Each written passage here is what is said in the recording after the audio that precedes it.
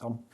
And just on that Champions League question, obviously if Man United and Newcastle made it through, that would have given them a better chance of going in five spaces this year. So did you find yourself getting particularly frustrated watching those games tonight?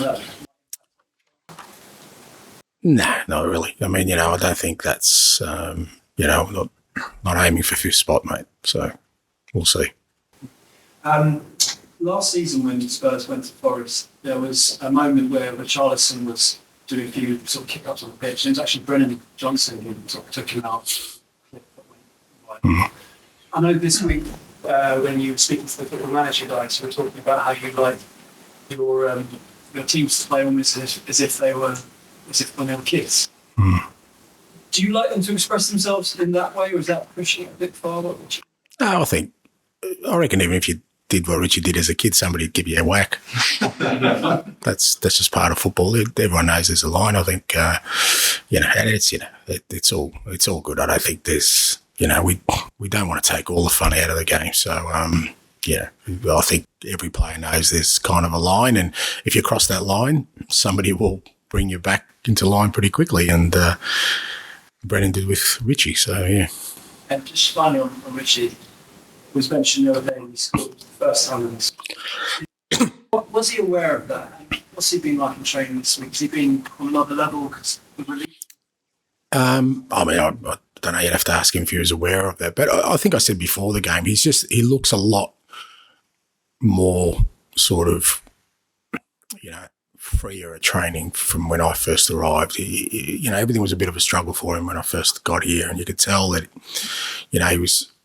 he wasn't able to sort of, play or move as freely as he wanted to, and he was kind of labouring through things, but he was still, still having an effect on games, but you could tell, and it got progressively worse, whereas, since he's come back, you just see him at training, and even before the game on the weekend, he just, he feels more like himself in terms of what he can do physically, and, that's a big thing for a footballer, because for the most part, football is always sort of battling with something. There's always some little niggle, but if it's something that's really debilitating that they don't sort of deal with straight away, that they have to carry on with it has an impact on them, I think, physically, but also mentally, because they know that every game they go into, every training session is going to be a struggle, whereas you remove that from it and they can just play. And I thought you saw that last week. I thought not just his goals, but just his general work rate. I think at least two of the goals came from him winning the ball back for us. So,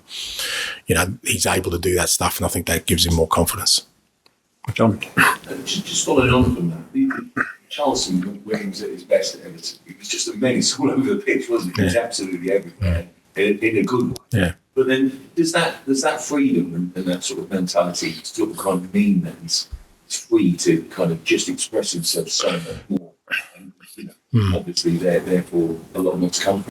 Yeah, I hope so. I mean, that's kind of hopefully the platform we're giving him. Look, it's always a challenge for footballers. He came here and, like I said, he had a fantastic impact, in the Premier League with Everton, and he came here and, again, whenever significant money is invested and the expectations rise, you're going to a club that all of a sudden is competing for honours. All those kind of things are the challenges you have to overcome when you come to a big club. And like I said, that coupled with kind of the physical sort of setbacks he's had. And then as a striker, there's usually just one thing people measure you by, goals and, all those kind of factors. So, but again, that's up to him now. He's, like I said, what we're trying to do is give him that platform. And he showed last week that, he can be still be a real threat at this level, and both with and without the ball. And he, he's not going to be starved of opportunities here. And it's up to him now to take them and get his football to the level, that we all believe he can. Can I just take you back to Brennan Johnson as well? He's a young player, right, with a big price tag. How impressed have you been in the way that he has set up? He hasn't weighed heavy on his shoulders. No, I don't think so. I guess there's always some pressure there. And, like I said, I always bear in mind that, they're 22, and he's 22, and Destiny, Pape, 21, even Kulusevski, 23. They're all very, very young men still, and regardless of how much we say to them, don't worry about the price tag or don't worry about the expectations. They're human beings, so it affects them one way or another. And usually it's, you kind of hope you get an idea of the kind of people they are, from kind of the trajectory their career's taken. And you look at Brennan, and he's had a really good upbringing and a really good foundation at Forest coming through there, and the way he's developed his football every year that suggested to me that, even if it takes a little bit of time to adjust, he's shown already that he can go up levels. And I've been really pleased with him. Like I said, it's always hard when players come in late in the window, particularly to a new environment. It's not like we were already established and he's just got to plug in.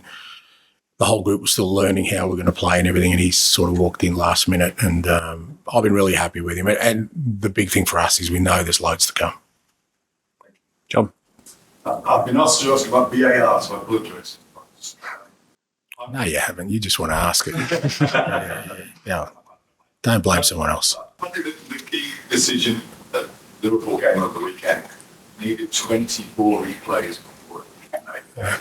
Is this something that needs sorting out? Just slow. Look, I think I'd be very surprised if people aren't unaware of my opinions on that.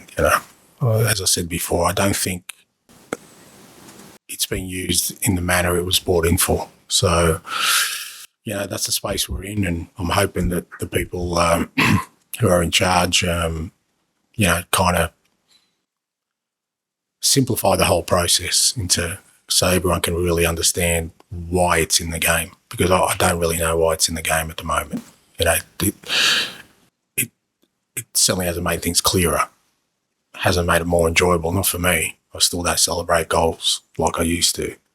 So I think, but like I said, I think I've said my piece on that, and I'll leave it to the people who are in charge to kind of hopefully chart a way forward for it. Go back to the game. Forest have got an excitable Greek element. Is that something you know personally come across? Yeah, I've come across the president a few times, and very passionate football person.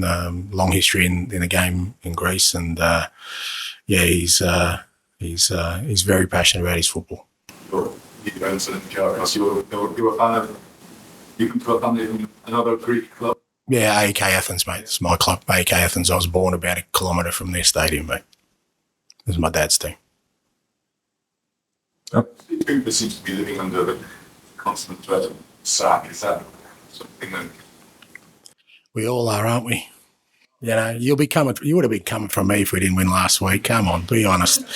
I really like Coops. I actually, I think it was a couple of summers ago, the year he got promoted in the off season. We actually stayed at the same hotel in Athens here with his family, and me with my family. Just by coincidence, we were there, and I got to spend a bit of time with him, and got a lot of time for him. And he was, even before I'd met him, he was so well regarded within the coaching fraternity, so well respected, and can't be sort of dismissed what an achievement it was for him to get Forest into the Premier League from where he picked them up. And I don't think, I say, kind of all of us, we want to make an impact at football clubs. He's made an undeniable impact at Forest, and he's a top manager, and I'm sure he'll work his way through this one as well.